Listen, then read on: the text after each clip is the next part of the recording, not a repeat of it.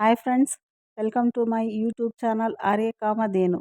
ಒಮ್ಮೆ ಓದಿ, ಸದಾ ಆರೋಗ್ಯವಾಗಿರಲು ಕೆಲವು ಸಲಹೆಗಳು. ಬೆಳಗ್ಗೆ ಮೊದಲು 1 ಗ್ಲಾಸ್ ಬೆಚ್ಚಗಿನ ನೀರಿಗೆ ಅರ್ಧ ನಿಂಬೆ ಹೋಳು ರಸವನ್ನು ಬೆರೆಸಿ ಬೆಚ್ಚಗಿನ ನೀರಿಗೆ ಬೆರೆಸಿ ಕುಡಿಯಿರಿ. 2. ಕುತ್ತಿಗೆ ಕಪ್ಪು ಬಣ್ಣ ಕಲೆ ಆಗಿದ್ದರೆ ಅದನ್ನು ತೆಗೆದುಹಾಕಲು 1 ಸ್ಪೂನ್ ಕಡಲೆಹಿಟ್ಟು 1 ಸ್ಪೂನ್ ಮೊಸರು ಹಾಕಿ ಮಿಕ್ಸ್ ಮಾಡಿ ಕುತ್ತಿಗೆ ಸುತ್ತ ಹಚ್ಚಿ 10 ನಿಮಿಷದ ನಂತರ ತೊಳೆಯಿರಿ. 3.